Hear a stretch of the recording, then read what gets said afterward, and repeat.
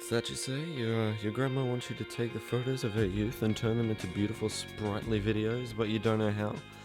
Well, thankfully I'm in the exact same position, and today I'm going to be showing you how to do a basic parallax effect using nothing more than After Effects and a couple of basic masking skills.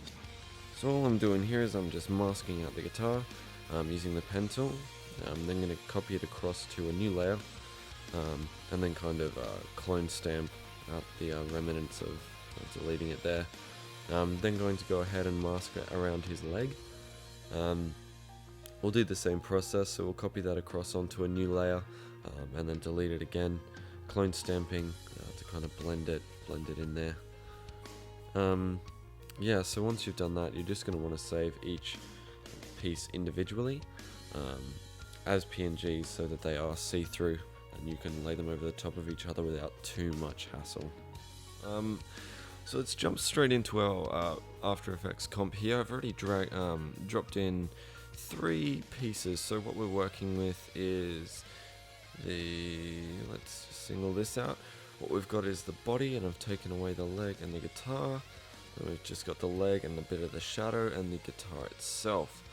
Now, it's a pretty simple process to get this to look like a nice, super slow motion kind of video, which is quite groovy. So what we're going to do is we're just going to go ahead and select all of our layers. We're going to go down to transform, and we're going to change our position. So what you want to do is you want to position it at the top of the screen here, because we're going to make the guitar swing down. So we're just going to position that right at the top there as our starting point, and at the end we're going to drop it to the floor. Alright, and as you can see, since we've highlighted everything, it's kind of all moving as a group, which is exactly what we want. The next thing, we just hit our guitar layer.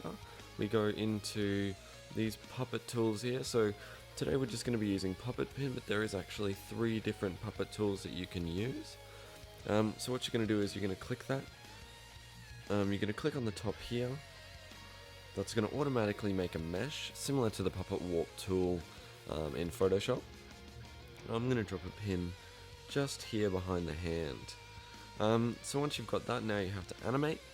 So all you've got to do, there's 2 ways of doing it. The first way, if we go back to the start of our composition, we can press Control or Command on a Mac and pull it down. Now what that's going to do is that's going to actually play through the timeline and give you kind of a frame by frame sort of track, which is pretty inaccurate. If I'm being honest, I'd rather not use it just because it doesn't really work too well. So we're going to reset that. Instead, what I'll do is I'll pop these pins back in really quick. What I'll do is I'll jump down into Mesh 1, Deform, and we're going to go to Puppet Pin number 1. Now in here we've got just basic markers. We'll pop one in at the start, we'll jump to the end, and we will just drag this, trying to keep it the same, down to about there. I think that's pretty good. You want a fair bit of movement, but not too much that it looks ridiculous. That might even be a little, actually no, that's alright, it keeps it on the 3rd, so I'm pretty happy with that. So then what we're going to do is we're going to animate the leg.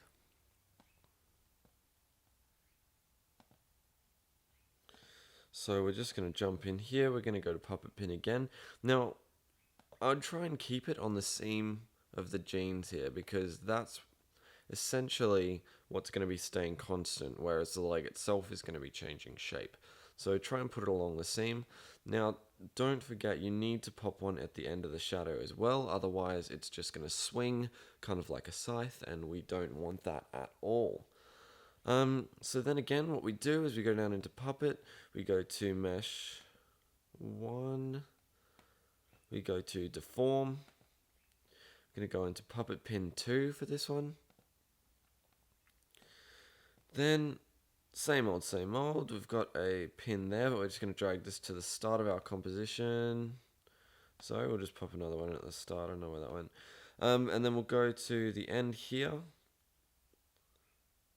And we will just simply drag this a little bit. Now, this isn't supposed to be a key amazing part of the edit. It's just something that gives it a little bit more, makes it a little bit more realistic. You know, he's dropping his weight onto the guitar as opposed to kind of just levering it, which isn't realistic at all. So yeah, that's just a basic way then to add a little bit more intensity to the scene.